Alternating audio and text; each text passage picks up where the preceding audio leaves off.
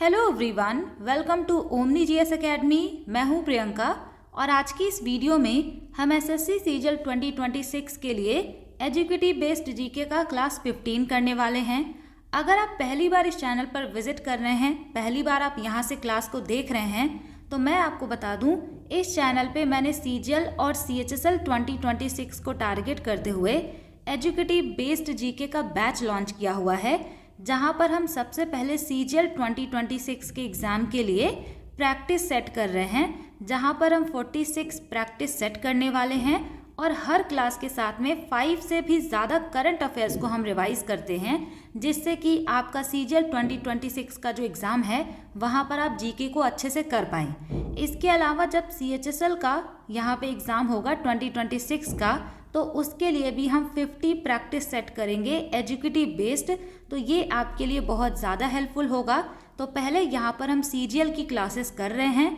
आपको प्लेलिस्ट में जाना है और क्लास 1 से देखना है। अगर आप क्लास 1 से देखेंगे तो बहुत सारी चीज़ें हमने वहाँ पर डिस्कस की हुई हैं। जो भी चीज़ें इस सीरीज़ में हम एक बार डिस्कस कर रहे हैं तो उसको बार बार सभी क्लासेस में नहीं डिस्कस कर रहे हैं, जिससे कि आपका टाइम कम लगे, क्योंकि इसी सीरीज़ में है, आपको कहीं और भी उसको ढूंढना नहीं पड़ेगा। क्लास 1 से आप देखेंगे तो सारी चीज़ें आपको यहाँ पर डिटेल में मिलेंगी। और अभी यहाँ पर बहुत सारी क्लासेस होंगी, टोटल यहाँ पर 46 क्लासेस होंगी सीजीएल के लिए। ये सभी जो क्लासेस यहाँ पे हम कर रहे हैं ये बैच का पार्ट है, जहाँ पर क्लासेस आपको यूट्यूब पर देखने को मिल रहा है, लेकिन इसका स्टडी मटेरियल ग्रुप में प्रोवाइड किया जाता है। तो आई होप आपको मैंने सारी चीज़ें बता दी हैं। तो चलिए यहाँ पर बिना किसी देरी के क्वेश्चन नंबर 1 से स्टार्ट करते हैं। पहला क्वेश्चन है यहाँ पर, कंसीडर दी फॉलोइंग स्टेटमेंट्स। यहाँ पर आपको जो स्टेटमेंट दिया गया है उस पर विचार करना है और कौन सा ऑप्शन यहाँ पर करेक्ट आंसर बनेगा ये बताना है।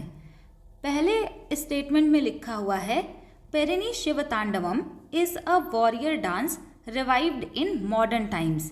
यहाँ पे कह रहे हैं कि पेरिनी शिवतांडवम एक योद्धा नृत्य है जिसे आधुनिक समय में पुनर्जीवित किया गया है।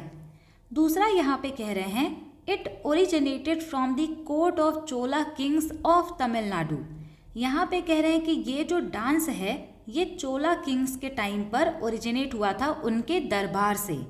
तो यहाँ पर देखिए जो पहला स्टेटमेंट लिखा हुआ है केवल वही यहाँ पर राइट आंसर बनेगा। सेकंड जो स्टेटमेंट है वो बिल्कुल गलत है।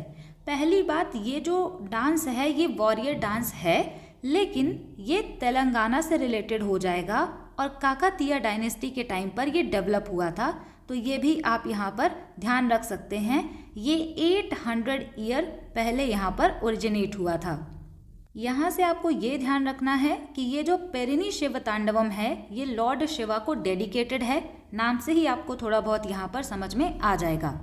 मूव करेंगे अगले क्वेश्चन पर। क्वेश्चन नंबर 2 है यहाँ पर, विच of the following is a typical architectural feature of the Capuchin church. यहाँ पर आपसे पूछा गया है कि जो कैपुचिन चर्च है इसकी विशिष्ट वास्तुकला क्या है, यानी कि इसका आर्किटेक्चरल स्टाइल बताना है। तो कई बार इस तरीके के रैंडम क्वेश्चन भी एग्जाम में पूछे जाते हैं। यहाँ पर आपको टेंशन नहीं लेना है, 1 लाइनर में आप इसको याद रखेंगे। ऑप्शन सी यहाँ पर राइट आंसर हो जाएगा। Flat asked entrance with pediment, चपटा धनुष आकार प्रवेश द्वार है जिसमें पेडिमेंट लगा हुआ है। ऑप्शन सी यहाँ पर राइट आंसर हो जाएगा। अब यहाँ पर देखिए चर्च से क्वेश्चन पूछा हुआ है, तो इंडिया के कुछ इंपॉर्टेंट चर्चेज हैं, हम उनकी बात करेंगे। यहाँ पर आपको ये जो पहला चर्च दिख रहा है ये है इमेज, ये है सेंट थॉमस चर्च, जो कि केरला के पालायूर डिस्ट्रिक्ट में आपको लोकेटेड मिल जाएगा। दूसरा यहाँ पे ये जो आपको चर्च दिख रहा है ये है बेसिलिका ऑफ बॉम जीसस, ये गोवा में है और ये एक यूनेस्को साइट है। जब मैंने आपको यूनेस्को साइट्स पढ़ाए थे स्टैटिक जीके की प्लेलिस्ट में, तो वहाँ पर मैंने आपको सभी यूनेस्को साइट पढ़ाते टाइम पर ये भी बताया था। तो यहाँ पर कुछ इंपॉर्टेंट चर्च और उसके लोकेशन की बात करते हैं। पहला यहाँ पे चर्च हो जाएगा सेंट थॉमस चर्च, ये केरला में लोकेटेड है, केरला के भी पालायूर में ये लोकेटेड हो जाएगा। अगर आपसे पूछा जाए कब इस्टेब्लिश किया गया, तो 52 AD में इसको इस्टेब्लिश किया गया था by Saint Thomas the Apostle. यहाँ पे ये इम्पॉर्टेंट इस वजह से है क्योंकि ये इंडिया का ओल्डेस्ट चर्च है। तो इस वजह से ये पूछा जा सकता है कि इंडिया का ओल्डेस्ट चर्च कहाँ पर लोकेटेड है और कब बनाया गया। दूसरा यहाँ पे आता है यूनेस्को साइट, ये है basilica of Bom Jesus, Goa में लोकेटेड है। इसको यूनेस्को वर्ल्ड हेरिटेज का दर्जा दिया गया था 1986 में। यहाँ पे जो मॉर्टल रिमेन्स हैं सेंट फ्रांसिस जेवियर के, वो यहाँ पर रखे हुए हैं। अगर इसके आर्किटेक्चर की बात करें तो इसका आर्किटेक्चरल है बैरोक आर्किटेक्चर। नेक्स्ट यहाँ पे कुछ और भी इम्पॉर्टेंट चर्चेज हैं जिनका आपको केवल और केवल लोकेशन याद रखना है। यहाँ पे ये गलत नहीं लिखा हुआ है, इसकी स्पेलिंग यही है। से कैथेड्रल जो है ये गोवा में है और ये इंडिया का लार्जेस्ट चर्च हो जाएगा और one of the largest church है ये एशिया का। इंडिया का लार्जेस्ट है लेकिन एशिया का वन ऑफ द लार्जेस्ट है। ये फेमस है गोल्डन बेल के लिए, जो कि लार्जेस्ट बेल है पूरे वर्ल्ड में। इसके बाद यहाँ पे है सेंट फ्रांसिस चर्च, ये कोची में लोकेटेड है। 1503 में बनाया गया था और ये oldest European church in India है। यहाँ पर आपको कंफ्यूजन ना हो इसी वजह से मैं आपको बता दूं कि ये ओल्डेस्ट यूरोपियन चर्च है इंडिया का। इसको पोर्तुगीज के द्वारा बनवाया गया था। लेकिन हमने यहाँ पर ये जो चर्च देखा है सेंट थॉमस चर्च केरला का, इसको जो जीसस क्राइस्ट के 12 डिसाइपल थे उन्हीं में से एक डिसाइपल थे सेंट थॉमस दी एपोस्टल, तो ये उनके द्वारा बनवाया गया था। इसी वजह से ये इंडिया का ओल्डेस्ट चर्च है। इसके अलावा ये जो चर्च है यहाँ पर सेंट फ्रांसिस चर्च, इसका हिस्टोरिकल सिग्निफिकेंस है क्योंकि पोर्तुगीज एक्सप्लोरर वास्को डिगामा का जो बरियल साइट है वहीं पर इसको बनाया गया है। नेक्स्ट यहाँ पे है सेंट पॉल्स कैथेड्रल, ये कोलकाता में है और इसका आर्किटेक्चरल स्टाइल है इंडो गॉथिक आर्किटेक्चर। 1847 में ये कंप्लीट हुआ था। नेक्स्ट यहाँ पे है सेंट थॉम बेसिलिका, ये चेन्नई में लोकेटेड है और इसको सेंट थॉमस जो हैं उनके टॉम्ब के ऊपर बनवाया गया है न्यू गॉथिक आर्किटेक्चरल स्टाइल में। It is one of only 3 churches in the world built over the tomb of an apostle of Jesus. तो यहाँ पे देखिए एपोस्टल ऑफ जीसस का मतलब है कि जीसस के जो 12 डिसाइपल थे उन्हीं में से एक डिसाइपल थे, उन्हीं के टॉम्ब के ऊपर ये चर्च बनाया गया है। और पूरे वर्ल्ड में केवल 3 ऐसे चर्च हैं जो कि जीसस के जो मैसेंजर या फिर जो डिसाइपल हैं उनके टॉम्ब के ऊपर बनाया गया है। तो ये इंडिया में है, 2 जो हैं वो रोम और स्पेन में लोकेटेड हैं। अगला है यहाँ पर मेडाक कैथेड्रल, तेलंगाना में है। इसको गॉथिक रिवाइवल स्टाइल में बनाया गया है और यहाँ पे स्टेन्ड ग्लास विंडो है जिसमें बाइबल के सीन डिपिक्ट किए गए हैं। क्राइस्ट चर्च ये शिमला में है और ये 2nd ओल्डेस्ट चर्च है नॉर्थ इंडिया का। इस पे आप ध्यान दीजिएगा, नियो गॉथिक आर्किटेक्चरल स्टाइल में इसको भी बनाया गया है।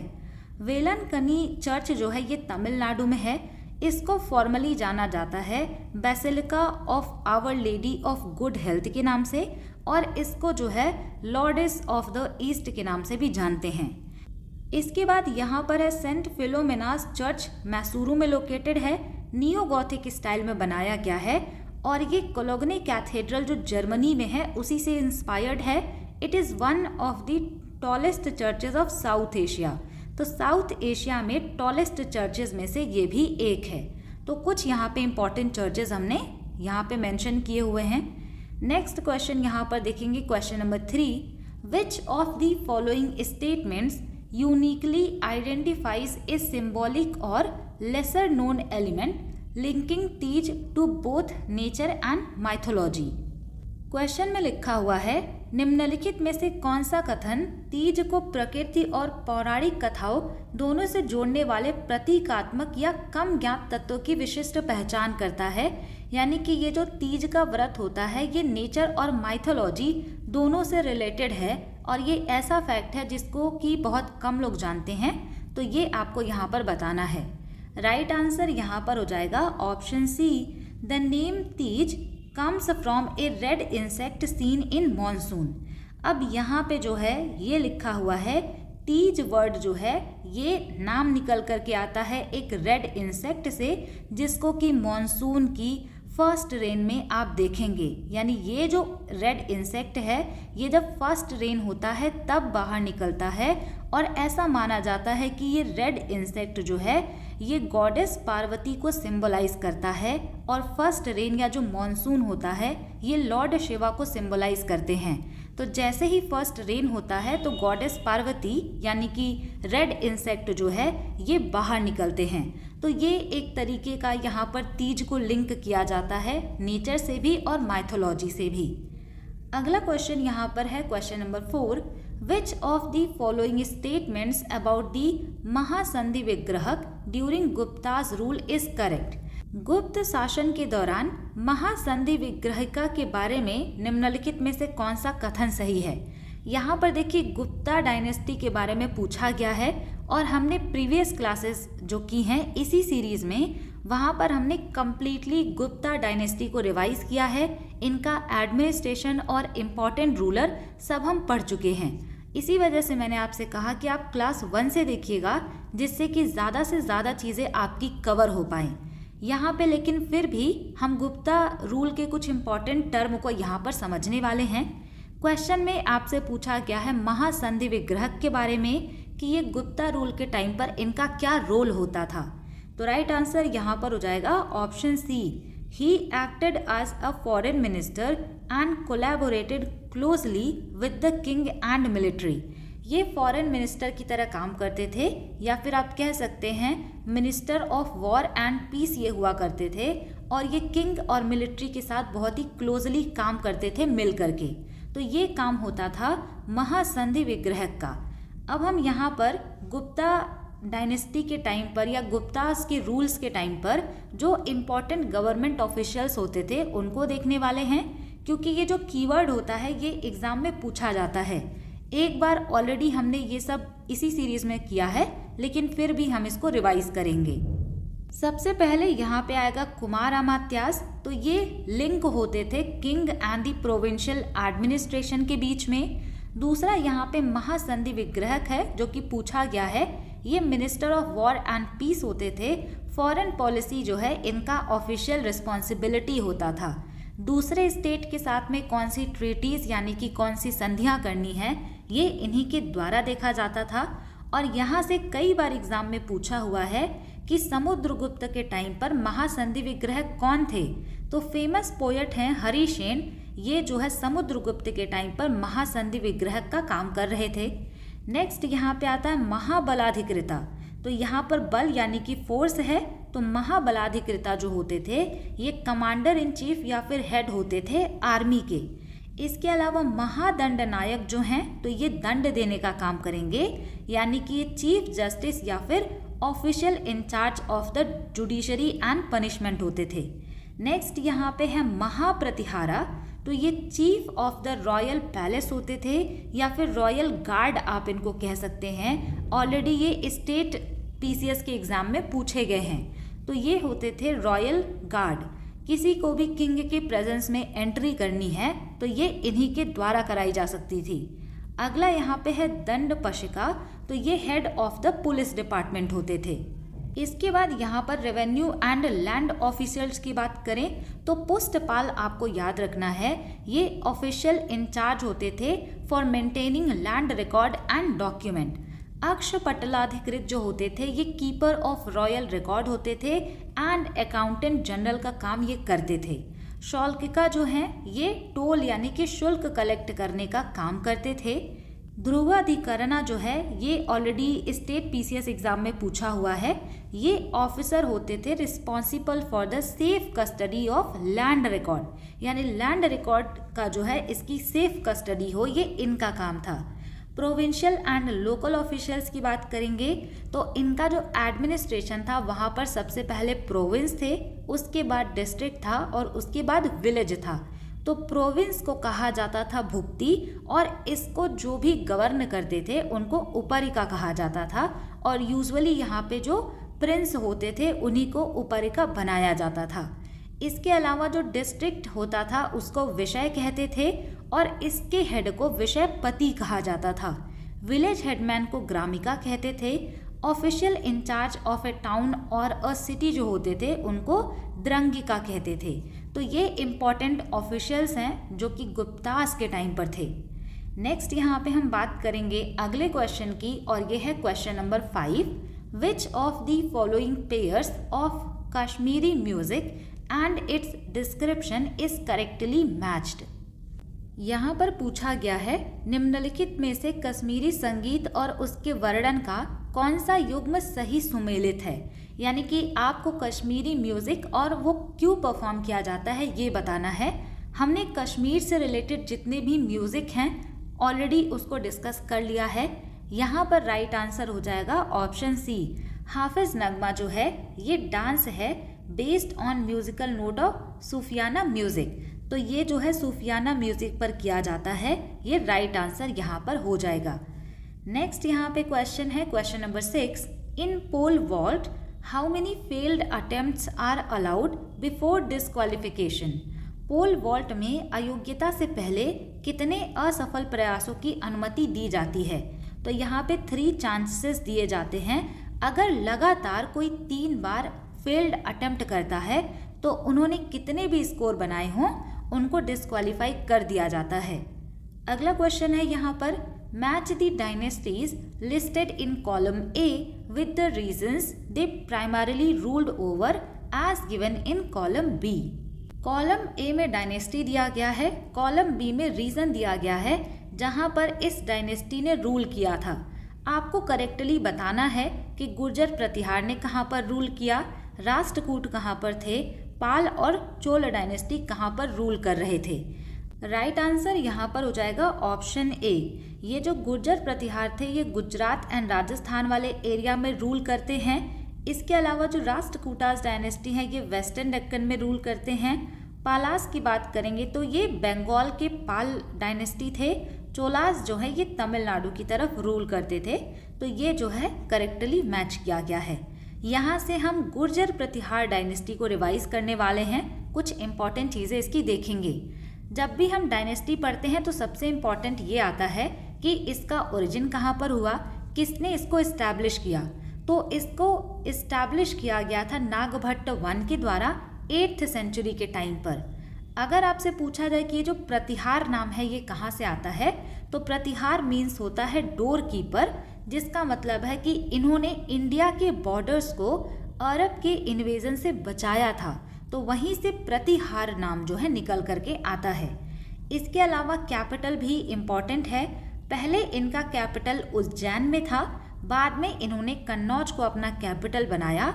वत्सराज एक रूलर थे गुर्जर प्रतिहार डायनेस्टी के, उन्होंने ही कैपिटल को मूव किया था कन्नौज में। तो एग्जाम में इसको आपको मार्क करना है। अब हम यहाँ पर बात करते हैं इम्पॉर्टेंट रूलर्स की।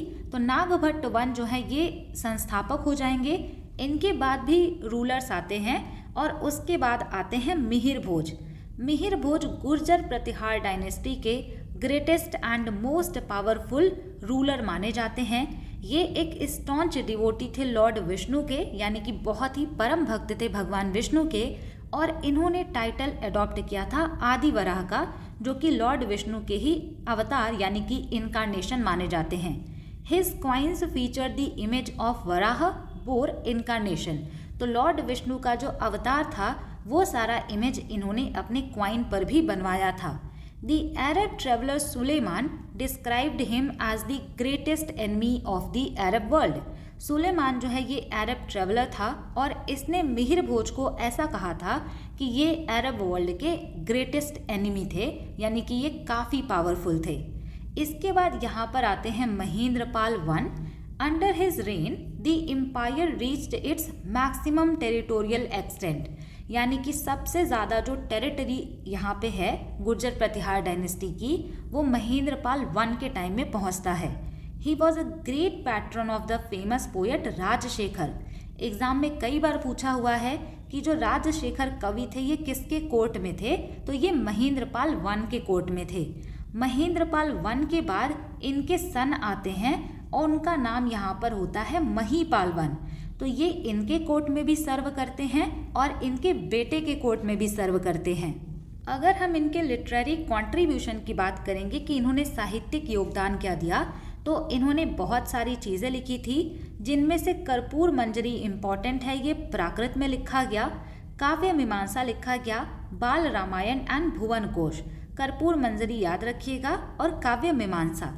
नेक्स्ट यहाँ पे ये मैंने यहाँ पे लिख दिया है जिससे कि आपको कंफ्यूजन ना हो। Rajashekhar got the title of Kaviraj from Mahipal one. इनको कविराज का टाइटल दिया था महेंद्रपाल वन के सन महीपाल वन ने, तो ये यहाँ पे ध्यान रखने वाली बात है। इसके अलावा ये जो गुर्जर प्रतिहार डायनेस्टी है, इन्होंने बहुत सारे आर्किटेक्चर भी बनवाए थे और आपको ज़्यादा से ज़्यादा नगारा स्टाइल और द्रविड़ स्टाइल का यहाँ पे थोड़ा बहुत मिक्सचर देखने को मिल जाएगा। तो आर्किटेक्चर इनका कहलाता था मारू गुर्जर स्टाइल। इन्होंने बनवाया था तेली का मंदिर जो कि ग्वालियर में लोकेटेड है और ये यूनिक टेम्पल है। क्यों यूनिक है? क्योंकि यहाँ पे north and south Indian architectural style को मिक्स करके ये टेम्पल मिहिर भोज के द्वारा बनवाया गया था। इन्होंने ओशियान टेम्पल्स बनवाए थे राजस्थान में और ये ग्रुप है 18 ब्रह्मानिकल एंड जैन टेम्पल्स का। काफ़ी डिटेल्ड यहाँ पे कार्विंग की गई है। तो ये 18 टेम्पल्स का ग्रुप है। रिलीजियस इंक्लिनेशन यानी कि इनके धार्मिक झुकाव की बात करें तो मोस्ट ऑफ द रूलर्स जो थे वो वैष्णविज्म या फिर शैविज्म के फॉलोवर थे, लेकिन ये सभी धर्मों को इक्वल तरीके से पैट्रोनाइज करते थे और टॉलरेंट भी थे। नेक्स्ट यहाँ पे है डिक्लाइन, यानी कि ये डायनेस्टी वीक कैसे होती है? तो ये डायनेस्टी वीक होती है due to constant attack from the Rashtrakutas. तो राष्ट्रकूट डायनेस्टी में जो कृष्णा थर्ड रहते हैं उनके कांस्टेंट अटैक से, या फिर आप पूरा का पूरा राष्ट्रकूट डायनेस्टी मान सकते हैं, उनके लगातार अटैक करने की वजह से ये वीक पड़ जाते हैं और बाद में इनको इवेंचुअली इन्वेड कर लिया जाता है महमूद ऑफ गजनी के द्वारा इन 1018 AD।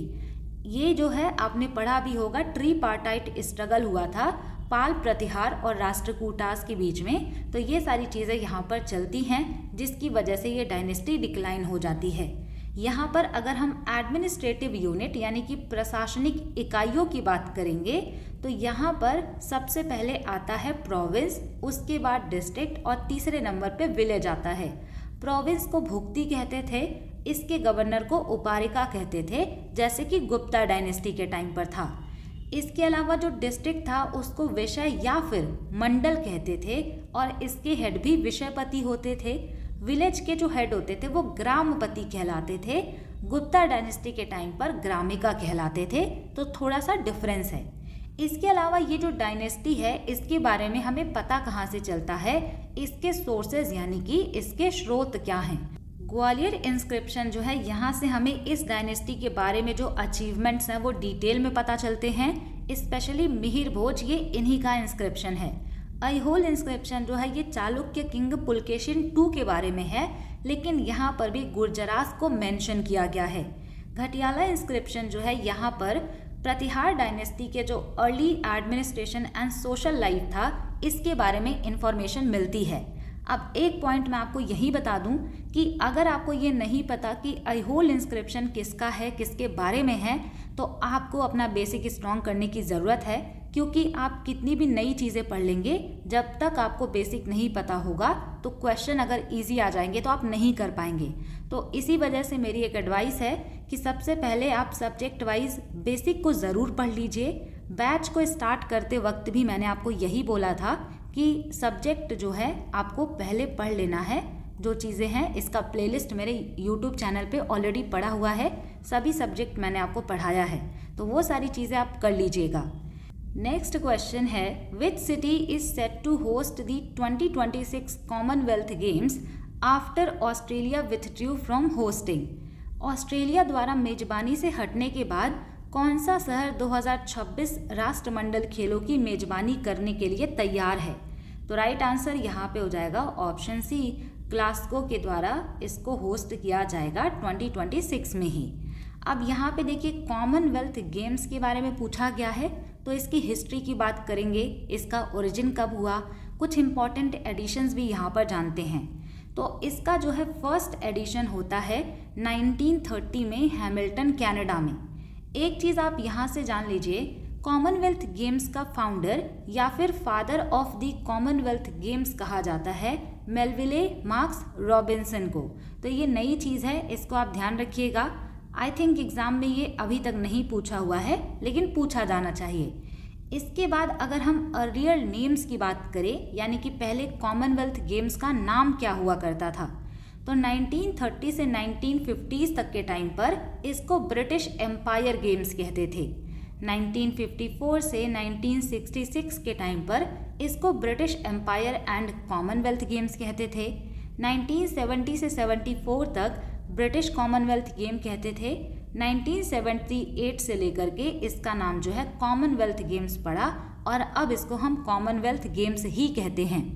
फ्रीक्वेंसी की अगर हम बात करें कि ये जो कॉमनवेल्थ गेम है ये कितने सालों पर होते हैं, तो they are held after every 4 years। ये क्वाड्रेनियल हैं, यानी कि हर 4 साल पे इनको होस्ट किया जाता है। It was not held in 1942 and 1946 due to the world war 2। जब दूसरा विश्व युद्ध हुआ था तो इसको 1942 और 1946 में होस्ट नहीं किया गया था। कुछ इंपॉर्टेंट एडिशन जो हैं एग्ज़ाम में पूछे जा सकते हैं, उसकी हम बात करेंगे। ऑफ कोर्स यहाँ पे पहला एडिशन तो पूछा ही जाएगा। हैमिल्टन कनाडा में हुआ 1930 में। 11 कंट्री ने पार्टिसिपेट किया, 6 स्पोर्ट्स यहाँ पर हुए थे। सेकेंड यहाँ पे 1934 का एडिशन लंदन इंग्लैंड में होता है, India's debut in the Commonwealth games, यानी इंडिया ने 1934 से कॉमनवेल्थ गेम में पार्टिसिपेट करना स्टार्ट किया था। इसके बाद यहाँ पर 6th एडिशन आता है 1958 का। कार्डिफ वेल्स में इसको होस्ट किया जाता है और मिल्खा सिंह ने इंडिया के लिए पहला गोल्ड मेडल यहाँ पर जीता था, तो ये इम्पॉर्टेंट है। अगला यहाँ पे 16th एडिशन है 1998 का। कुआलालंपुर मलेशिया में हुआ था और फर्स्ट टाइम ये एशिया में हुआ था। Cricket was included for the first time. तो कॉमनवेल्थ गेम में पहली बार क्रिकेट को 1998 में इंक्लूड किया गया। 2010 की बात करेंगे तो न्यू दिल्ली में हुआ था और पहली बार इंडिया ने इसको होस्ट किया था और इंडिया का इसमें 2nd रैंक आया था। उसके बाद से इंडिया ने इसको होस्ट नहीं किया है। 2022 का जो लास्ट एडिशन हुआ था ये 22nd एडिशन था, बर्मिंघम इंग्लैंड में हुआ। इंडिया का इसमें 4th रैंक था, 61 मेडल्स आए थे। तो 2022 के बाद अब जाकर के ये 2026 में होगा। आगे बढ़ते हैं, यहाँ पर हम बात करेंगे कि इंडिया का कॉमनवेल्थ में क्या सीन है, यानी कि इंडिया ने कब कौन सी चीज़ें जीती हैं। कॉमनवेल्थ गेम में इंडिया का जो फर्स्ट मेडल है वो जीता था राशिद अनवर ने। इनको ब्रॉन्ज मेडल मिला था रेसलिंग में 1934 के लंदन में कॉमनवेल्थ गेम्स जो हुए थे वहाँ पर। लेकिन फर्स्ट गोल्ड मेडल पूछा जाएगा तो 1958 में मिल्खा सिंह ने जीता था। लेकिन फर्स्ट वुमेन गोल्ड मेडलिस्ट पूछा जाएगा कि कॉमनवेल्थ गेम्स में इंडिया की फर्स्ट वुमेन जिन्होंने गोल्ड मेडल जीता कॉमनवेल्थ में, तो वो हो जाएंगी रूपा उनिकृष्णन। शूटिंग में इन्होंने जीता था 1998 में। इसके अलावा ये भी पूछा जा सकता है कि इंडिया का सबसे सक्सेसफुल एडिशन क्या था कॉमनवेल्थ गेम्स में, इंडिया ने सबसे अच्छा कब परफॉर्म किया था। तो इंडिया ने सबसे अच्छा परफॉर्म किया था 2010 में, जब इंडिया ने इसको होस्ट किया था। इंडिया इसमें 2nd रैंक पर आया था। टोटल 101 मेडल थे, जिसमें 38 gold, 27 silver and 36 bronze medal थे। अब यहाँ पर हम 2022 के कॉमनवेल्थ गेम्स की बात करें तो इंडिया का इसमें 4th प्लेस आया। ओवरऑल 61 मेडल, जिसमें से 22 gold, 16 silver and 23 bronze medal थे। रेसलिंग जो है ये इंडिया का मोस्ट सक्सेसफुल स्पोर्ट था, क्योंकि 2022 के कॉमनवेल्थ गेम में रेसलिंग में 12 मेडल मिले। वेट लिफ्टिंग में इंडिया को 10 मेडल्स मिले थे। मीराबाई चानू ने इंडिया का पहला गोल्ड जीता था 2022 के गेम्स में। शरद कमाल जो है ये टेबल टेनिस से रिलेटेड हो जाएंगे। इन्होंने टोटल 4 मेडल्स जीते थे, 3 गोल्ड एंड 1 सिल्वर। इसके अलावा जो वुमेन्स की 4 टीम थी उन्होंने इंडिया का फर्स्ट एवर गोल्ड जीता था लॉन टेनिस में। एल्डोस पॉल जो है ये फर्स्ट इंडियन बने थे जिन्होंने गोल्ड मेडल जीता था ट्रिपल जंप में at the Commonwealth game. Steeplechase में अविनाश साबले ने सिल्वर यहाँ पर जीता था और इन्होंने जो है केनियन एथलीट्स का यहाँ पर डोमिनेंस था जिसको इन्होंने यहाँ पर ब्रेक किया था। इसके अलावा 2022 के कॉमनवेल्थ गेम में इंडिया की यंगेस्ट एथलीट थी अनाहत सिंह, 14 इयर्स ओल्ड, और इन्होंने स्क्वैश में इंडिया को रिप्रेजेंट किया था। तो ये कुछ इंपॉर्टेंट पॉइंट्स हैं। अब जब 2026 का कॉमनवेल्थ गेम्स होगा तो उसको हम करंट अफेयर्स में डिस्कस करेंगे। नेक्स्ट यहाँ पे क्वेश्चन है क्वेश्चन नंबर 9। ये जो क्वेश्चन है ना, ये काफ़ी इंपॉर्टेंट है क्योंकि ये स्टेनो 2025 में भी पूछा गया था अलग तरीके से, तो ये इंपॉर्टेंट हो जाता है। क्वेश्चन में लिखा हुआ है which corridor enhances India's access to Central Asia through Chabahar port. कौन सा गलियारा चाबहार बंदरगाह के माध्यम से मध्य एशिया तक भारत की पहुंच को बढ़ाता है। तो राइट आंसर यहाँ पर हो जाएगा option C, INSTC, north south transport corridor इसका नाम हो जाएगा। अब यहाँ से हम बात करेंगे कि ये जो कॉरिडोर है ये कहाँ कहाँ पर है। यहाँ पर आप देखिए, इंडिया को अगर ट्रेड करना होता है तो ये स्टैंडर्ड रूट है, यानी इस तरीके से स्वेज कनाल, फिर उसके बाद मेडिटेरेनियन सी से होते हुए यूरोप रशिया यहाँ पर जाना पड़ता था। लेकिन इंडिया ने इसका सलूशन निकाला था, कुछ कंट्रीज़ के साथ में मिल करके इंडिया ने स्टार्ट किया NSTC, जिसको नॉर्थ साउथ ट्रांसपोर्ट कॉरिडोर कहते हैं। इसके द्वारा क्या होगा कि इंडिया जो है ये चाबहार पोर्ट के थ्रू इधर जाएगा अजरबैजान, उसके बाद रशिया और यूरोपियन जो भी कंट्रीज़ हैं वहाँ पर। यहाँ पे लिखा हुआ भी है the international north south transport corridor is a critical multi modal connectivity project for India. तो ये इस वजह से बनाया गया कि जिससे India Russia, Central Asia and Europe के साथ में ट्रेड कर पाए। अगर इसकी लेंथ पूछी जाए आपसे तो ये 7,200 किलोमीटर का मल्टी मोड नेटवर्क है ship, rail and road root का, जहां पर फ्रेट मूव करेंगे India, Iran, Azerbaijan, Russia, Central Asia and Europe के बीच में। यहाँ से आप मैप देखकर समझ सकते हैं, India, Iran, Azerbaijan, Caspian Sea से होते हुए Russia, Central Asia and then Europe. Next यहाँ पे इसका गोल आपसे पूछा जाए तो कोई भी यहाँ पे प्रोजेक्ट होता है तो ये रिड्यूस करता है कॉस्ट एंड टाइम को फॉर द फ्रेट ट्रांसपोर्टेशन। तो जो ट्रेडिशनल रूट है जहाँ स्वेज कनाल से ट्रेड होता था तो टाइम भी ज़्यादा लगता था, कॉस्ट भी ज़्यादा लगती थी, और यहाँ से अगर जाएंगे तो टाइम और कॉस्ट दोनों कम लगेगा। एडवांटेज यहाँ पर क्या है, it cuts down the transportation time bye nearly 40% and reduce cost by रफली 30%। यानी कि ट्रेडिशनल सी रूट से अगर जाते थे तो अब यहाँ पे ये जो नया रूट है इसकी वजह से 40% का रिड्यूस हुआ है टाइम और 30% यहाँ पर कॉस्ट में कमी आई है। ये तो हमने जान लिया। अब हम रूट की भी बात कर लेते हैं कि ये रूट कहाँ से जा रहा है। तो ये जो है कनेक्ट करता है पहले इंडिया रशिया को वाया ईरान, यानी ईरान से होते हुए पहले ये इंडिया से रशिया को कनेक्ट करता है।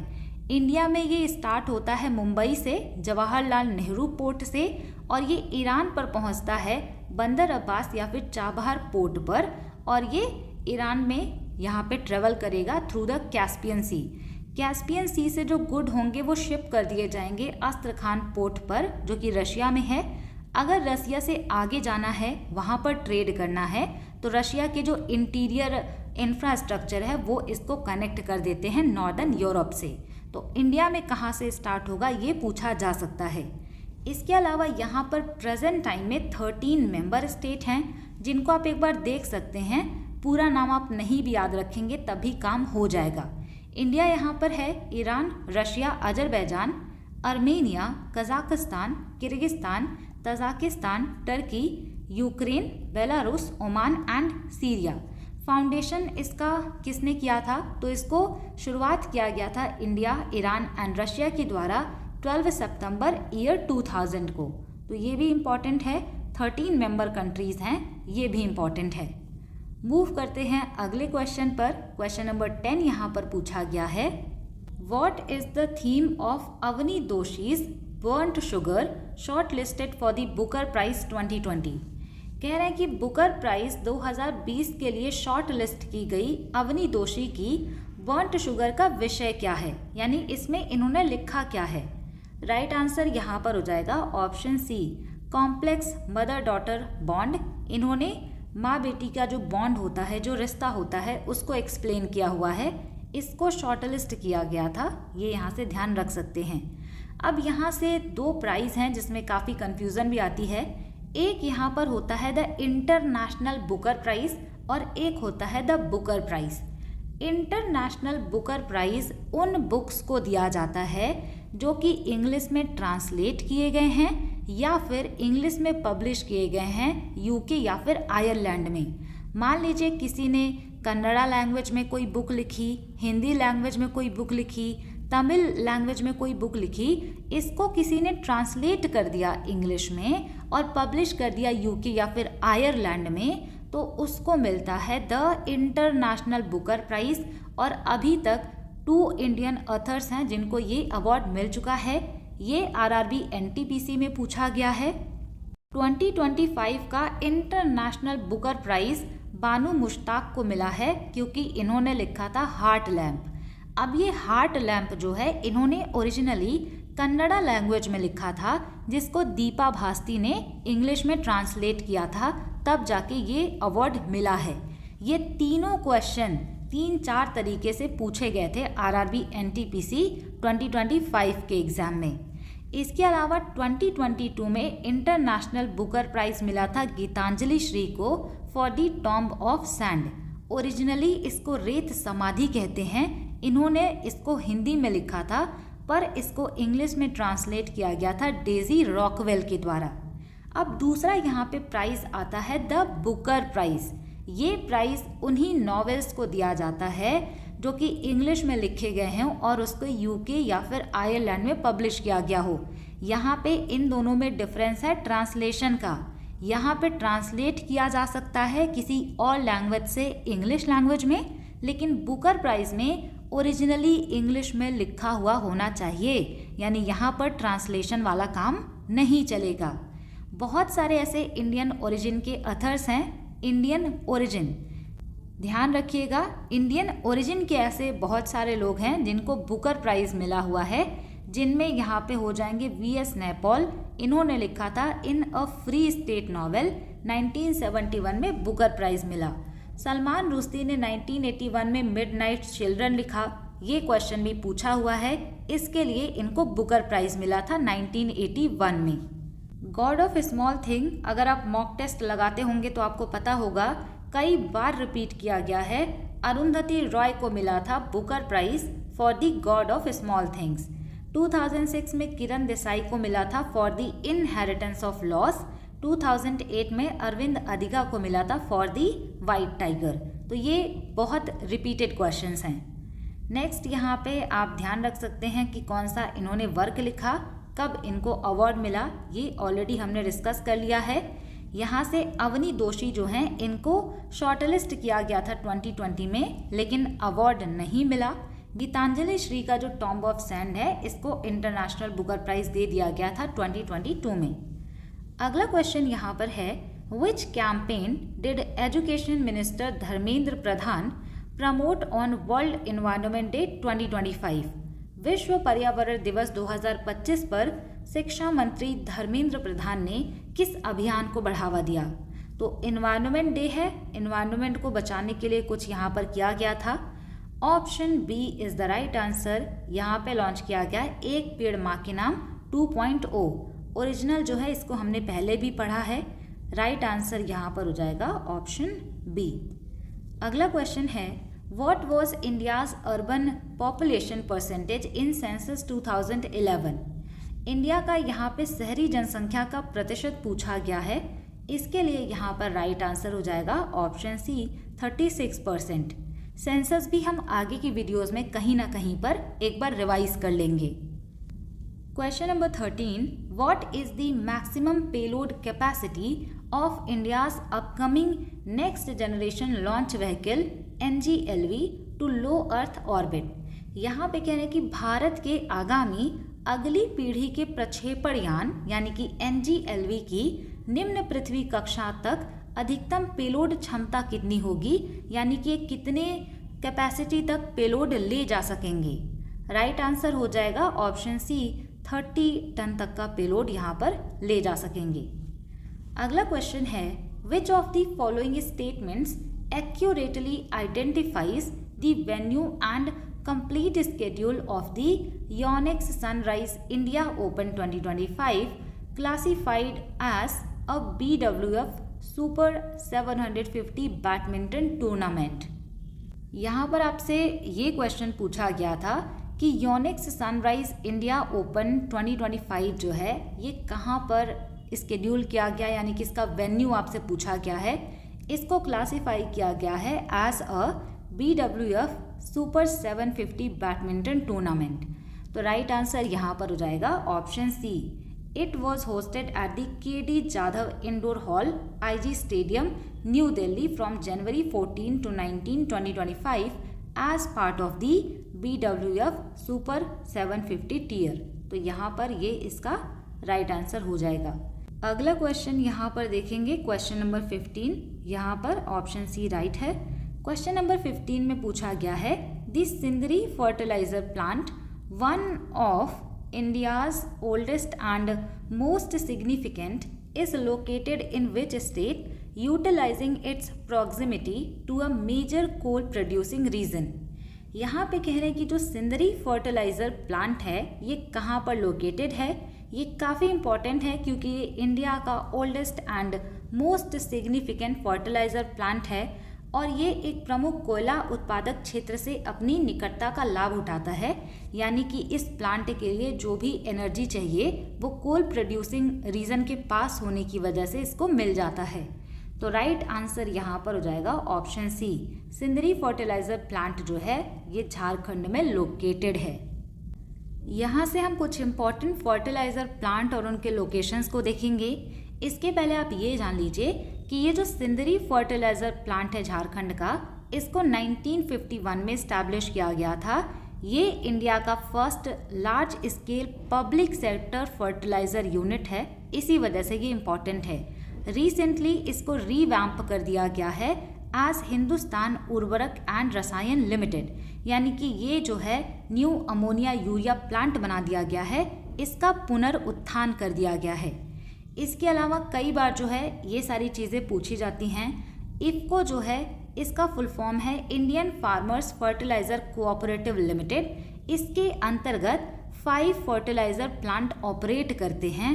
वो हैं कलोल जो कि फर्स्ट नैनो यूरिया प्लांट है, कांडला, पारादीप, ये यहाँ पर फोकस करते हैं यूरिया, NPK एंड DAP पर। अगला यहाँ पे है national fertiliser limited NFL, Coromandel international है। इसके अलावा राष्ट्रीय केमिकल्स एंड फर्टिलाइज़र लिमिटेड यानी कि RCF है, ये पब्लिक सेक्टर की कंपनी है महाराष्ट्र में। यूरिया एंड इंडस्ट्रियल केमिकल इसके द्वारा प्रोड्यूस किया जाता है। तो ये जो चीज़ें हैं ये एक तरीके से लार्ज कंपनीज आप मान सकते हैं। इसके अंतर्गत बहुत सारे फर्टिलाइज़र प्लांट लगे होते हैं। नेक्स्ट यहाँ पे है हिंदुस्तान उर्वरक रसायन लिमिटेड HURL। ये ऑपरेट करता है modern and high capacity plants पर, जैसे कि सिंदरी प्लांट है झारखंड में और बरौनी है बिहार में। तो ये दोनों इसी के अंतर्गत यहाँ पर काम करते हैं।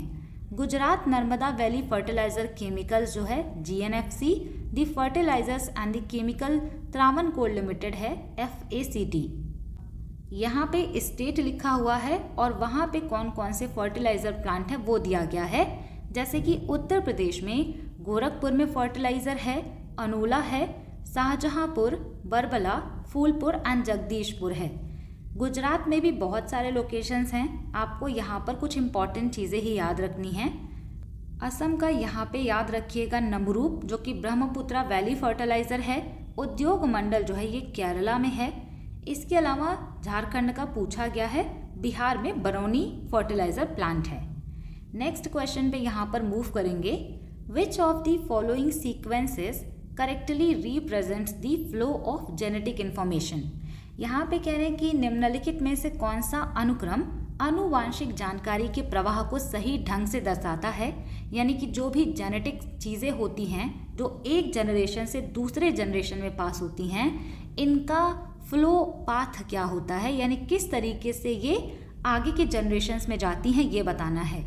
तो राइट आंसर यहाँ पर हो जाएगा option C, DNA to RNA, RNA to protein. ये यहाँ पर राइट आंसर हो जाएगा। अब ये जो चीज़ है ये आपको यहाँ से समझना है। फ्लो ऑफ जेनेटिक इन्फॉर्मेशन जो लिविंग ऑर्गेनिज्म में होता है ये डिस्क्राइब किया जाता है central dogma of molecular biology theory के द्वारा। तो ये एक तरीके से थ्योरी है जिसको दिया गया था फ्रांसिस क्रिक के द्वारा 1958 में।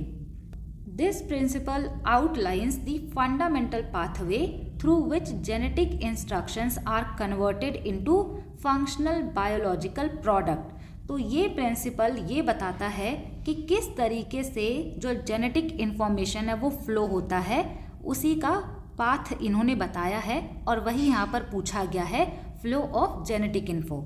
यहाँ पे ये जो central dogma of molecular biology है ये हम समझेंगे कि ये क्या होता है। ये अगर मैं आपको बहुत ही सिंपल लैंग्वेज में बताऊं तो फ्रांसिस क्रिक ने ये कहा था कि जो भी लिविंग सेल होते हैं इनमें जेनेटिक इन्फॉर्मेशन का फ्लो वन वे डायरेक्शन में होता है। डीएनए से आरएनए में, आरएनए से प्रोटीन में जाता है और यहाँ पे 3 स्टेप्स देखने को मिलते हैं। ये जो 3 स्टेप हैं इसको आप पहले यहाँ पर इमेज में देख लीजिए। ये है central dogma of molecular biology. इन्होंने ये बोला कि सबसे पहले डीएनए क्या करता है, सेल डिवीज़न होने से पहले ये अपनी खुद की कॉपी बनाता है जिसको हम कहते हैं रेप्लिकेशन। जब ये अपनी कॉपी बना लेता है तो उसके बाद यहाँ से जो कॉपिंग डीएनए होता है ये एमआरएनए के पास यहाँ पर जाएगा, उसको हम ट्रांसक्रिप्शन कहते हैं। और थर्ड यहाँ पे जो प्रोसेस होता है प्रोटीन सिंथेसिस का, ये एमआरएनए सीक्वेंसिंग से यहाँ पर आएगा। तो थर्ड प्रोसेस होता है ट्रांसलेशन का, यानी कि रेप्लिकेशन होगा, ट्रांसक्रिप्शन होगा और उसके बाद ट्रांसलेशन होगा। यहाँ पे देखिए पहला जो स्टेप है उसमें लिखा हुआ है कि सबसे पहले रेप्लिकेशन होता है डीएनए टू डीएनए का। Before a cell divides, it must copy its genetic material so that each daughter cell receives a complete set of instruction। यानी कि जब भी सेल डिवाइड होगा उसके पहले डीएनए को अपनी कॉपी बनाना बहुत ज़रूरी है जिससे कि जेनेटिक मटेरियल इन दोनों डॉटर सेल के पास हो। प्रोसेस इसका क्या होगा, डीएनए एक टेम्पलेट की तरह काम करता है और एग्जैक्ट अपनी खुद की कॉपी बनाता है। इसका पर्पस क्या है, to ensure the preservation and inheritance of genetic information across cell generation। DNA अपनी कॉपी इसी वजह से बनाता है जिससे कि जो भी जेनेटिक इन्फॉर्मेशन है और इनहेरिटेंस है ये सुरक्षित हो सके और सभी सेल जनरेशन में ये इन्फॉर्मेशन आगे बढ़ सके। दूसरा स्टेप यहाँ पर आता है ट्रांसक्रिप्शन का। ये होता है DNA to RNA. Since DNA is confined within the nucleus, यानी यूकैरियोटिक सेल में जो डीएनए है वो न्यूक्लियस में होता है तो ये डायरेक्टली प्रोटीन नहीं बना सकता। It uses RNA as an intermediary. तो ये जो है इंटरमीडियरी के तौर पर आरएनए का यूज करता है। इसमें प्रोसेस क्या होता है, the enzyme RNA polymerase reads a specific segment of DNA, that is a gene, and synthesizes a complementary strand of messenger RNA, that is mRNA। यहाँ पर क्या होगा, जो एंजाइम है आरएनए पॉलीमरेज ये डीएनए का जो स्पेसिफिक सेगमेंट है उसको पढ़ता है, उसके बाद एक कॉम्प्लीमेंट्री स्ट्रैंड यहाँ पर बनाता है मैसेंजर आरएनए का जिसको हम mRNA भी कहते हैं। अब यहाँ पर ये प्रोसेस है, प्रोसेस का पर्पस क्या होता है, to create a portable message that can carry genetic instruction from the nucleus to the site of protein synthesis the ribosomes in the cytoplasm. यहाँ पे इसको इस वजह से किया जाता है जिससे कि जेनेटिक जो भी इंस्ट्रक्शंस हैं वो न्यूक्लियस से निकल करके प्रोटीन सिंथेसिस की साइट पर जा सके, जैसे कि राइबोसोम होते हैं साइटोप्लाज्म में, वहाँ पर यही प्रोटीन की सिंथेसिस करते हैं। तो ये यहाँ पर जेनेटिक इंस्ट्रक्शन ले करके जाता है, इंटरमीडियरी का यहाँ पर ये काम करेगा। तो ये जो सेकेंड प्रोसेस होता है ना डीएनए से आरएनए का, इसको ट्रांसक्रिप्शन कहते हैं। थर्ड एंड फाइनल पार्ट यहाँ पर आता है ट्रांसलेशन का। अब ये आरएनए टू प्रोटीन होगा। This is the final step where the genetic code is converted into physical building block of life. ये फाइनल स्टेप है जहाँ पर जेनेटिक कोड एक फिजिकल बिल्डिंग ब्लॉक में कन्वर्ट हो जाता है। प्रोसेस यहाँ पर क्या होगा, ribosomes read the sequence of nucleotides on the mRNA in group of 3 called codons. तो यहाँ से mRNA जो है ये जेनेटिक इंस्ट्रक्शन जो लेकर के आ रहा है उसको यहाँ पर रीड किया जाता है राइबोसोम के द्वारा, और ये 3 के ग्रुप में इसको पढ़ता है जिसको कोडोन्स कहते हैं। Each codon corresponds to a specific amino acid which is delivered by transfer RNA and linked together to form a polypeptide chain, a protein। तो यहाँ पर सिंपल लैंग्वेज में जो भी जेनेटिक इन्फो आता है उसको राइबोसोम पढ़ता है और इसी के करस्पॉन्डिंग वो अमीनो एसिड बनाता है, और इसी की जो चेन बनती है उसको पॉलीपेप्टाइड चेन कहते हैं, जो कि प्रोटीन का एक चेन होता है, और इसको ट्रांसफ़र किया जाता है tRNA यानी कि ट्रांसफ़र RNA के द्वारा। अब इसका पर्पस क्या होगा, to build functional protein that determine the structure and activity of the cell. तो ये फंक्शनल प्रोटीन बनाते हैं जिससे कि ये निर्धारित होता है कि सेल का स्ट्रक्चर क्या होगा और एक्टिविटी क्या होगा। तो यही जो थ्योरी है इसको सेंट्रल डोग्मा थ्योरी आप कह सकते हैं, जहाँ पर रेप्लिकेशन है, ट्रांसक्रिप्शन एंड ट्रांसलेशन है। आई होप आपको ये समझ में आया होगा। मूव करेंगे अगले क्वेश्चन पर। Question number 17, what does article 268 of the Indian constitution primarily deal with. यहाँ पे कहने कि भारतीय संविधान का अनुच्छेद 268 मुख्यतः किससे संबंधित है। तो ये संबंधित होता है सेंटर स्टेट रिलेशन से, जो कि मैंने आपको कम्प्लीटली पढ़ा दिया है। जो भी बैच के स्टूडेंट हैं उनको भी ये वाला PDF दे दिया जाएगा, आप वीडियो देख लीजिएगा, यूट्यूब पर पढ़ा हुआ है। इसके बाद आप उस PDF को पढ़ेंगे तो आपको सारी चीज़ें ध्यान हो जाएंगी। यहाँ पर आपसे आर्टिकल 268 के बारे में पूछा गया है। राइट आंसर यहाँ पर हो जाएगा option C, stamp duties levied by union but collected by states. यानी कि स्टैम्प शुल्क जो है ये लगाया जाएगा यूनियन के द्वारा, कलेक्ट किया जाएगा स्टेट के द्वारा। तो ये सेंटर और स्टेट के बीच का फाइनेंशियल रिलेशन है, क्योंकि सेंटर और स्टेट के बीच में 3 टाइप्स के रिलेशन होते हैं। एक होता है लेजिस्लेटिव रिलेशन, दूसरा यहाँ पे होता है एडमिनिस्ट्रेटिव, और तीसरा यहाँ पे होता है फाइनेंशियल रिलेशन। अगला क्वेश्चन है, if the speed of a sound in a medium is 340 metre per second and a sound wave has a frequency of 680 hertz, what is its wavelength.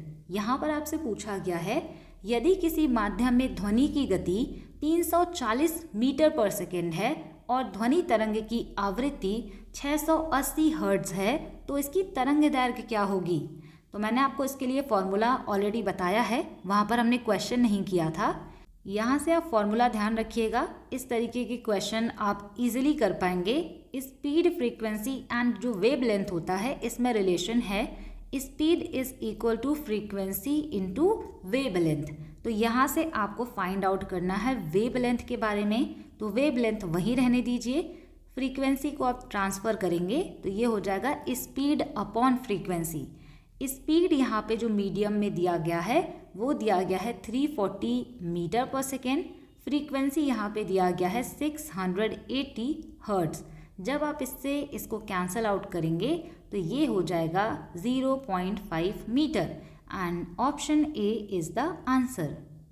Next question, what is the primary aim of TIES trade infrastructure for export scheme. यहाँ पे कह रहे कि ties scheme का प्राथमिक उद्देश्य क्या है। राइट आंसर यहाँ पर हो जाएगा option A, export infrastructure development करना, ये इसका यहाँ पर उद्देश्य है। ऑलरेडी इसका जो फुल फॉर्म है यहाँ पर थोड़ा बहुत दिख रहा है। यहाँ पे अगर हम बात करें टाइज स्कीम की, ये है trade infrastructure for export scheme. ये एक फ्लैगशिप इनिशिएटिव था जिसको डिपार्टमेंट ऑफ कॉमर्स यानी कि ministry of commerce and industry के अंतर्गत लॉन्च किया गया था मार्च 2017 में। तो इसका जो है प्राइमरी गोल क्या है, its primary goal is to enhance India's export competitiveness by addressing infrastructure gaps that hinder the efficient movement and production of export oriented goods. यहाँ पर यही कहा गया था कि इंफ्रास्ट्रक्चर गैप्स जो हैं, जो कि हमारे गुड्स के मूवमेंट को हिंडर करते हैं, उनको यहाँ पर टैकल किया जाएगा, यानी कि इंफ्रास्ट्रक्चर को अच्छा किया जाएगा। अगला क्वेश्चन है यहाँ पर क्वेश्चन नंबर 20। इसको भी हमने 4 से 5 बार डिस्कस किया है इसी सीरीज में, काफ़ी डिटेल में। कई बार ऐसा होगा जब हम आगे की क्लासेस करते जाएंगे, जहाँ पर टोटल 46 क्लासेस हैं, तो कुछ क्लासेस ना काफ़ी स्मॉल शॉर्ट होंगी, क्योंकि ऑलरेडी हम उसका जो बेसिक है वो कवर कर लेंगे। तो इस तरीके से जब आप आगे की क्लासेस में जाएंगे तो ड्यूरेशन थोड़ा बहुत कम हो जाएगा। तो आप ये मत सोचिएगा कि मैंने इम्पॉर्टेंट पॉइंट्स छोड़ दिए हैं, ऐसा नहीं है। मैंने कोई भी इम्पॉर्टेंट पॉइंट यहाँ पर छोड़े नहीं हैं। हैप्पीनेस इंडेक्स ऑलरेडी 4 से 5 बार डिस्कस कर लिया गया है। यहाँ पे असर्शन और रीज़न दिया गया है, आपको पढ़ करके बताना है कि कौन सा ऑप्शन यहाँ पर करेक्ट होगा। असर्शन में लिखा गया है the happiness index includes political freedom and social support. मैंने आपको बताया है कि हैप्पीनेस इंडेक्स में कितने डायमेंशन हैं, कितने इंडिकेटर है, तो डिटेल में चीज़ें मेंशन हैं। यहाँ पे कह रहे हैं कि हैप्पीनेस इंडेक्स में political freedom and social support आता है। रीज़न में यहाँ पे कह रहे हैं the index is published by the UNDP। तो यहाँ पे राइट आंसर क्या होगा? ऑप्शन सी, क्योंकि जो असर्शन दिया गया है वो बिल्कुल सही है, लेकिन जो रीज़न दिया गया है वो बिल्कुल गलत है, क्योंकि ये UNDP के द्वारा पब्लिश नहीं किया जाता। अब अगर आप वीडियो यहाँ तक देख रहे हैं तो मुझे कमेंट में बताइएगा कि हैप्पीनेस इंडेक्स जो है ये किसके द्वारा रिलीज़ किया जाता है। इसको आप मेंशन करिएगा कमेंट सेक्शन में, ताकि मैं भी देखूं कि आप क्लासेस को पूरा देखते हैं या फिर नहीं। नेक्स्ट यहाँ पे हम क्वेश्चन नंबर 21 देखने वाले हैं। क्वेश्चन नंबर 21 में पूछा गया है why is carbon sink enhancement important in India's climate plan. कह रहे हैं कि भारत की जलवायु योजना में कार्बन सिंक संवर्धन क्यों महत्वपूर्ण है। कार्बन सिंक जो है ये कार्बन को एक तरीके से एब्जॉर्ब करने का काम करते हैं, और हमें कार्बन का जो इमिशन है वो नेट ज़ीरो करना है 2070 तक। तो कार्बन सिंक को बढ़ाना बहुत इम्पॉर्टेंट है इंडिया के क्लाइमेट प्लान के लिए। राइट आंसर यहाँ पर हो जाएगा option B, store CO2 in vegetation and soil, यानी कि CO2 जो है ये वेजिटेशन एंड सॉइल में स्टोर हो जाए, इस वजह से कार्बन सिंक इन्हांस करना ही पड़ेगा। तो option B is the right answer. अगला क्वेश्चन है read the following assertion and reason carefully and choose the correct option. Assertion और रीजन दिया गया है, पढ़ना है और सही वाला ऑप्शन यहाँ पर बताना है। असर्शन में लिखा गया है India adopted import substitution during the planning era. यहाँ पे कहने कि जब प्लानिंग एरा चल रहा था तो उस टाइम पर इंडिया ने इम्पोर्ट का सब्सटीट्यूशन निकाला था, यानी जो भी चीज़ें हम बाहर से मंगाते थे वो हमने अपने घर यानी कि इंडिया में ही बनाना शुरू किया। ऐसी पॉलिसी हमने अडॉप्ट की थी। दूसरा यहाँ पे रीज़न कह रहे हैं this was to protect infant domestic industries from foreign competition. Reason में कह रहे हैं कि हमने ये इस वजह से अडॉप्ट किया जिससे कि हमारे यहाँ जो इन्फेंट डोमेस्टिक इंडस्ट्री हैं जो अभी स्टार्ट हुई हैं वो फॉरेन गुड्स के कंपटीशन से प्रोटेक्ट हो सके। तो ये तो बिल्कुल सही है। मान लीजिए कोई ऐसी इंडस्ट्री है, उन्होंने एक्स प्रोडक्ट बनाना स्टार्ट किया, कोई भी प्रोडक्ट हो सकता है। अगर यहाँ पे ये इंडस्ट्री अभी स्टार्ट हुई है तो क्वालिटी उतनी ज़्यादा आप कह सकते हैं ठीक नहीं भी होगी, लेकिन फिर भी इंडिया ने फॉरेन के जो चीज़ें थी उसको एक्सपोर्ट करना यहाँ पे बंद कर दिया था, जिससे कि डोमेस्टिक इंडस्ट्री प्रोटेक्टेड रहे और प्रमोट हो। क्योंकि फॉरेन गुड्स थोड़े से चीप होते हैं और वो अगर यहाँ पे आएंगे तो इस वजह से यहाँ की इंडस्ट्री ग्रो नहीं कर पाएगी। तो प्रोटेक्ट करने की वजह से ये अडॉप्ट किया गया था। तो यहाँ पे दोनों चीज़ें बिल्कुल सही लिखी हुई हैं। Option A is the right answer.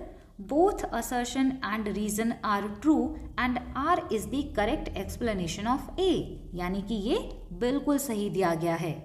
Question number 23 यहाँ पर है कंसीडर दीज कॉस्मिक फिनोमिना। यहाँ पे कह रहे हैं कि ये जो ब्रह्मांडीय घटनाएं हैं इनको कंसीडर करिए, विचार करिए और बताइए कौन सा स्टेटमेंट सही है और कौन सा नहीं। यहाँ पे लिखा है black holes emit X rays directly from their event horizon. कह रहे हैं कि ब्लैक होल अपने घटना क्षितिज से सीधे एक्सरे इमिट करते हैं, उत्सर्जित करते हैं। दूसरा यहाँ पे कह रहे हैं pulsars are rapidly rotating neutron stars. कह रहे हैं कि पल्सर तेजी से घूमने वाले न्यूट्रॉन तारे होते हैं। तो यहाँ पे जो दोनों चीज़ें दी गई हैं इसमें से केवल सेकंड और दूसरा स्टेटमेंट ही सही है। Option B is a right answer.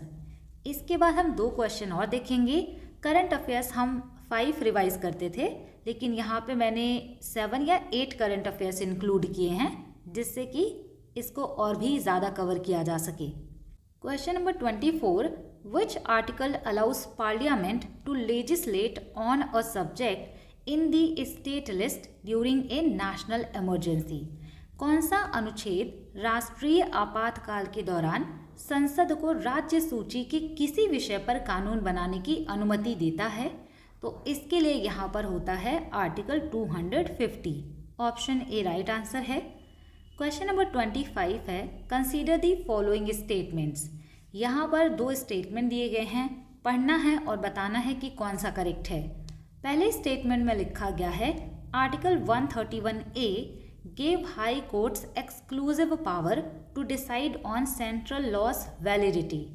अनुच्छेद 131A उच्च न्यायालयों को केंद्रीय कानूनों की वैधता पर निर्णय लेने का विशेष अधिकार देता है। दूसरा यहाँ पे कह रहे हैं it was repealed by the 43rd constitutional amendment act. इसे 43वें संविधान संशोधन के द्वारा निरस्त कर दिया गया।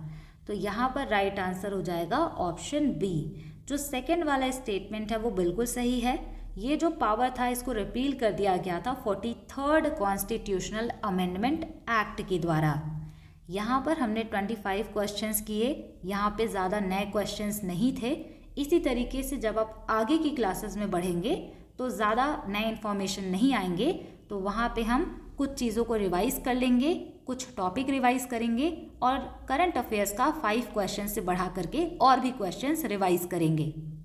यहाँ पर करंट अफेयर्स में पहला क्वेश्चन है which country adopted the euro as its official currency and became the 21st member of the euro zone. यहाँ पे कहने कि किस कंट्री ने यूरो को अपनी ऑफिशियल करेंसी बना लिया है और ये यूरो जोन का 21st मेंबर बन गया है। तो राइट आंसर यहाँ पर हो जाएगा बुल्गारिया। बुल्गारिया की कैपिटल है सोफिया। 20th कंट्री अगर आपसे पूछा जाए जिसने यूरो को अपनी करेंसी बनाया तो वो क्रोएशिया हो जाएगा।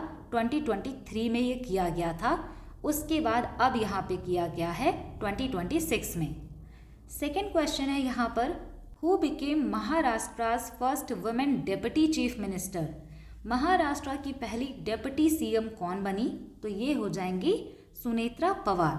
सुनेत्रा पवार जो है ये अजीत पवार की वाइफ हैं और ये एनसीपी यानी कि नेशनल कांग्रेस पार्टी से बिलोंग करती हैं। तीसरा क्वेश्चन इन्हीं से रिलेटेड है। Ajit Pawar who passed away in January 2026 was deputy chief minister of which state. Ajit Pawar जिनका निधन हो गया जनवरी 2026 में, ये किस स्टेट के डेप्यूटी चीफ मिनिस्टर थे? तो ये महाराष्ट्र के डेप्यूटी चीफ मिनिस्टर थे और ये प्रोमिनेंट लीडर थे नेशनलिस्ट कांग्रेस पार्टी यानी कि एनसीपी के। और 2026 में प्लेन क्रैश हुआ बारामती महाराष्ट्र में, उसी की वजह से इसी प्लेन में इनकी डेथ हो गई। नेक्स्ट क्वेश्चन यहाँ पर है question number 4, which state launched the Mukhyamantri Gramotthan Yojana to transform rural infrastructure. Rural infrastructure को ट्रांसफॉर्म करने के लिए मुख्यमंत्री ग्रामोत्थान योजना किसने लॉन्च की, यानी कि किस स्टेट में इसको लॉन्च किया गया है? तो इसको लॉन्च किया गया है गुजरात में। पूछा जाए कि किसने लॉन्च किया, तो गुजरात के सीएम भूपेंद्र पटेल ने इसको लॉन्च किया। फाउंडेशन स्टोन इसका रखा गया था at Bhadran village, Anand district of Gujarat.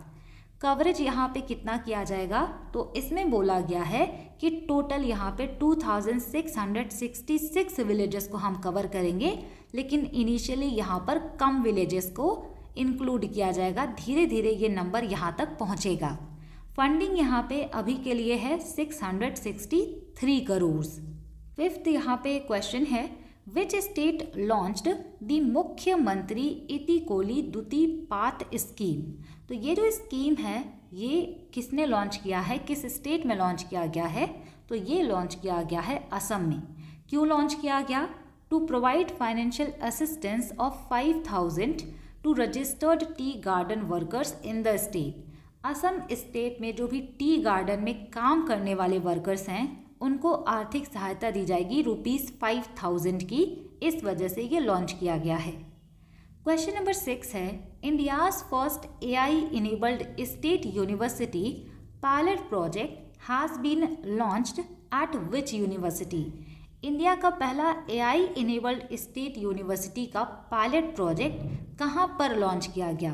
तो ये लॉन्च किया गया CCSU में, यानी कि चौधरी चरण सिंह यूनिवर्सिटी मेरठ में। ये एक पायलट प्रोजेक्ट है जिसको यहाँ पर लॉन्च किया गया। लेकिन एग्ज़ाम में इतना ही नहीं पूछा जाएगा, ये भी पूछा जाएगा कि किसके साथ पार्टनरशिप करी है। तो गूगल क्लाउड के साथ पार्टनरशिप किया गया है, जिससे कि आर्टिफिशियल इंटेलिजेंस को यूनिवर्सिटी के एकेडमिक एंड एडमिनिस्ट्रेटिव प्रोसेसेस में इंटीग्रेट कर दिया जाए, उसमें शामिल कर दिया जाए। क्वेश्चन नंबर 7 यहाँ पे आप ध्यान रखिएगा कि बहुत इंपॉर्टेंट है। Namo Lakshmi scheme has been launched in which Indian state. Namo Lakshmi scheme किस स्टेट में लॉन्च किया गया है? तो ये गुजरात में। क्यों लॉन्च किया गया है? To promote and empower girls education with a total project outlay of 1250 crore.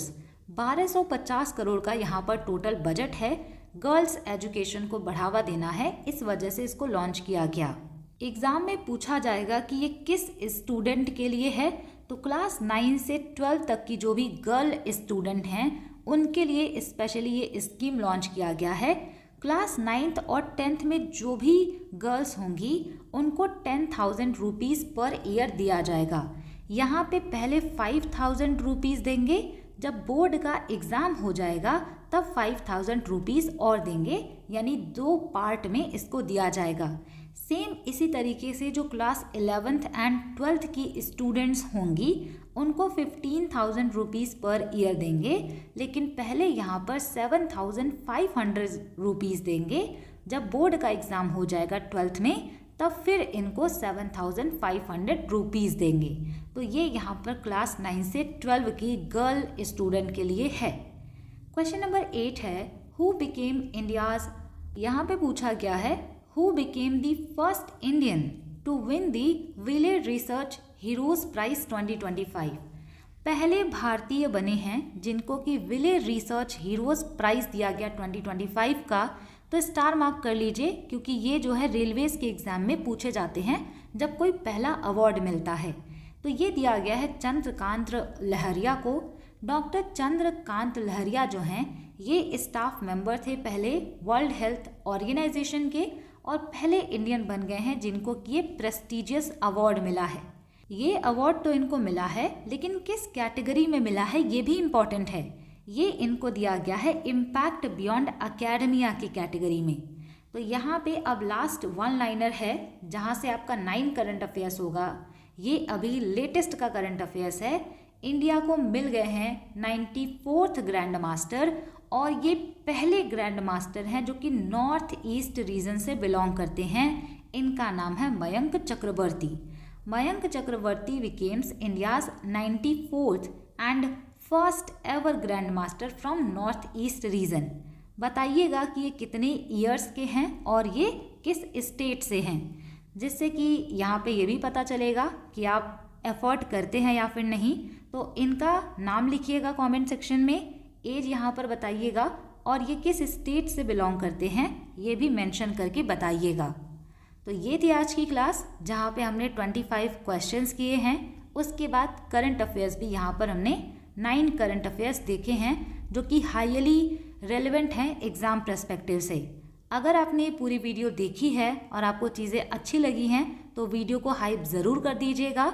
अगर आपने इस वीडियो को पूरा देखा है तो बहुत अच्छी बात है। Thanks for watching, stay tuned, keep learning, keep working hard.